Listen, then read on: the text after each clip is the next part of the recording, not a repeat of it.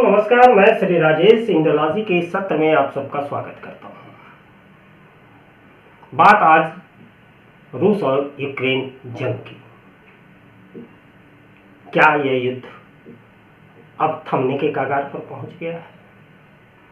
क्या प्रधानमंत्री नरेंद्र मोदी के 22-23 अक्टूबर को रूस की यात्रा जो ब्रिक्स शिखर सम्मेलन के लिए है, उसमें जाने के बाद कुछ सकारात्मक खबर मिलेगी? क्या अब रूस यह युद्ध बंद करने की योजना पर काम करने लगा है? ये कुछ ऐसे सवाल हैं जिसके बारे में सीधे सीधे तौर पर तो कुछ नहीं कहा जा सकता, लेकिन बीते कुछ दिनों से रूस के रुख को देखते हुए कहा जा सकता है कि इसकी संभावना बन रही है और इस संभावना से इनकार भी नहीं किया जा सकता। एक दिन पहले ही रूसी राष्ट्रपति व्लादिमीर पुतिन ने एक प्रेस कॉन्फ्रेंस को संबोधित करते हुए कहा कि ब्रिक्स एक ऐसा संगठन है जो एंटी वेस्ट नहीं है बल्कि नॉन वेस्ट है। अगर पुतिन के इस नॉन वेस्ट टर्मिनोलॉजी को अगर आप पकड़े तो इससे साफ साफ समझ में आता है कि पुतिन पर भारत का नॉन अलाइनमेंट मूवमेंट का असर साफ है। भारत के इस नॉन अलाइनमेंट मूवमेंट कई देशों को, दुनिया के कई सुपर पावर जो अमेरिका है, यूरोप है, उसको भी रास नहीं आता, तो दूसरा खेमा जो है चीन और चीन के समर्थक देशों का, उनको भी रास नहीं आता। लेकिन भारत अपने इस नॉन अलाइनमेंट पॉलिसी को ही लेकर और इस पॉलिसी को बड़ी ही सफलतापूर्वक अपने कार्ड खेलता है और जिसकी वजह से वह एक ही समय में क्वाड का सदस्य भी हो सकता है और ब्रिक्स का भी हो सकता है। जियोपॉलिटिक्स में एक बात कही जाती है कि राष्ट्रहित के लिए किए गए कार्य ही उस देश को उसका उचित स्थान दिलाते हैं। भारत ने अपनी कूटनीति के जरिए यह प्रमाणित किया है। चलिए आते हैं हम रूस यूक्रेन के ही मुद्दे पर। 26 फरवरी 2022 से यह जंग शुरू हुआ है और इस जंग की वजह से पूरी दुनिया में ऊर्जा संकट खड़ा हो गया। यूरोप के लिए तो आर्थिक अस्थिरता की स्थिति पैदा हो गई। बाकी दुनिया भी इससे प्रभावित हुआ, भारत भी प्रभावित हुआ। लेकिन भारत ने रूस पर अमेरिकी सैंक्शन लगने के बावजूद अपने राष्ट्रहित को सामने रखा और रूस के साथ अपने ऐतिहासिक संबंधों की बिना पर अपना व्यापार जारी रखा और न केवल व्यापार जारी रखा बल्कि रूस से भारी मात्रा में तेल की खरीद की और फिर उन्हें यूरोप को निर्यात किया। इससे भारत को भी लाभ हुआ और यूरोप की जो अर्थव्यवस्था मंद पड़ रही थी उसके लिए भी इसने ईंधन का कार्य किया। तो ये देखा गया है कि भारत जो अपनी नॉन अलाइनमेंट पॉलिसी को लेकर चला है, इसका असर दुनिया पर सकारात्मक होता जा रहा है। भारत पर भी यह दबाव था कि वह रूस और यूक्रेन के जंग को खत्म करने की दिशा में कोई पहल करे। हालांकि भारतीय प्रधानमंत्री नरेंद्र मोदी ने बहुत पहले ही कहा था, वो भी रूसी राष्ट्रपति व्लादिमीर पुतिन के सामने, कि यह दौर जंग का नहीं है। लेकिन पिछले कुछ महीनों में भारत ने दोनों देशों के बीच जारी इस जंग को खत्म कराने की दिशा में थोड़ी पहल की और इस पहल के रूप में प्रधानमंत्री नरेंद्र मोदी ने रूस की यात्रा की, जिससे वेस्ट खासकर अमेरिका थोड़ा सा अनमनापन दिखलाया। लेकिन उसके बाद फिर प्रधानमंत्री ने महीने भर के ही अंतराल में यूक्रेन की यात्रा की, जेलेंस्की से मुलाकात की।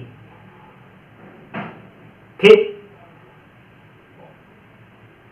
हमारे राष्ट्रीय सुरक्षा सलाहकार अजीत डोभाल साहब ने भी प्रधानमंत्री के दूत के रूप में राष्ट्रपति पुतिन से मुलाकात की। इधर विदेश मंत्री जयशंकर यह भी अमेरिका, फ्रांस, जर्मनी और अमेरिकन और यूरोपीय देशों के वैश्विक नेताओं के साथ संपर्क साधते रहे।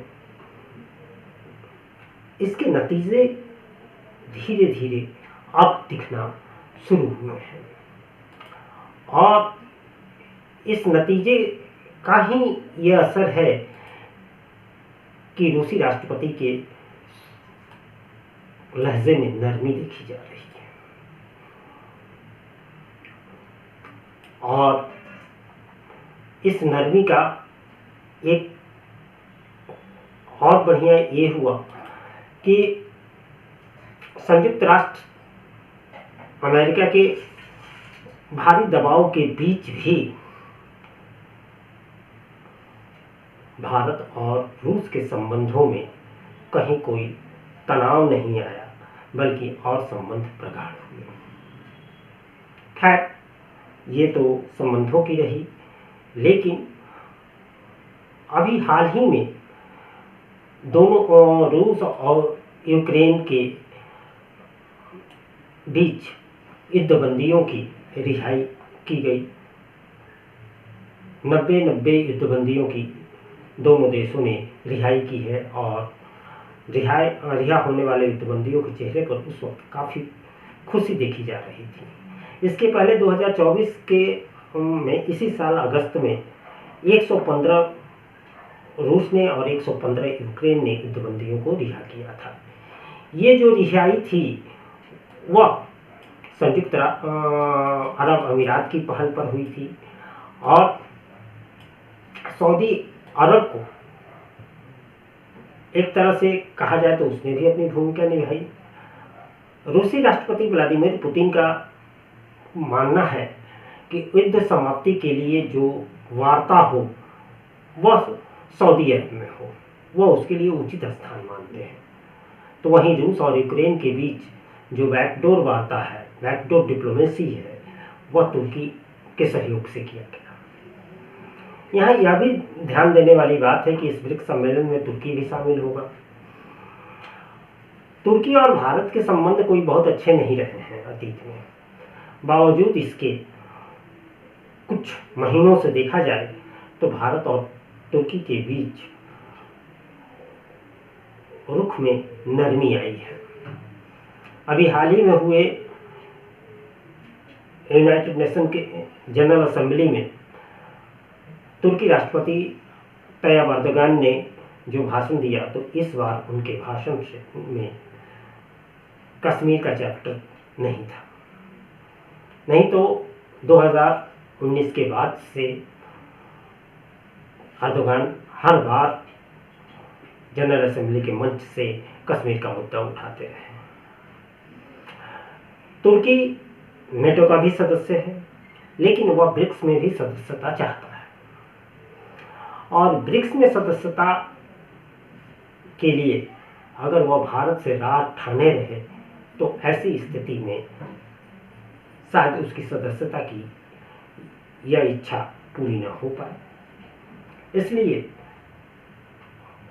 तुर्की के रुख में नरमी देखी जा रही है और हो सकता है कि भारत और तुर्की के बीच भी बैकडोर बातचीत हुई हो और तुर्की को इस मुहिम में शामिल किया गया हो और तुर्की भी इस अवसर को हाथ से जाने देना ना चाहता हो, क्योंकि अगर वह इस मुहिम में शामिल होता है तो उसे रूस का भी समर्थन मिल सकता है, भारत का भी समर्थन मिल सकता है, चीन का भी समर्थन मिल सकता है। ऐसे में ब्रिक्स में उसकी सदस्यता थोड़ी पक्की हो जाती है।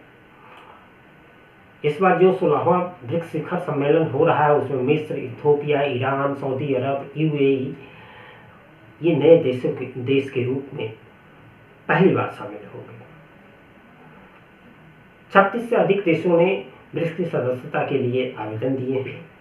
माना यह जा रहा है कि 33 से 40 देशों के राष्ट्र प्रमुख कजान में मौजूद होंगे।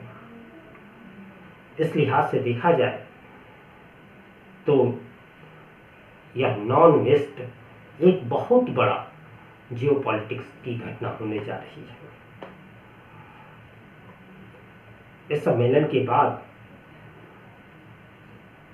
कई नई चीजें दुनिया को देखने को मिल सकती हैं और उन नई चीजों में एक सकारात्मक बात यह भी हो सकती है कि रूस और यूक्रेन के युद्ध की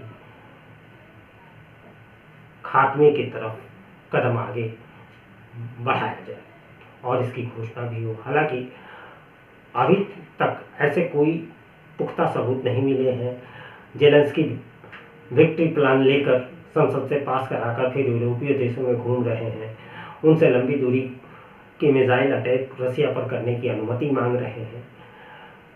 लेकिन ये सब तो हो ही रहा है, लेकिन पिछले दरवाजे से कहीं न कहीं शतरंज के मोहरे ऐसे बिछाए जा रहे हैं कि दोनों देशों का स्वाभिमान भी बचा रहे और युद्ध को खत्म भी कराया जा सके। और इसमें मोदी मैजिक का असर अब दिखने लगा है। आपका क्या कहना है? आप अपने विचार कमेंट बॉक्स में जरूर साझा करें। वीडियो पसंद आए तो लाइक करें और हाँ, चैनल नया है, आपके सहयोग की आवश्यकता है।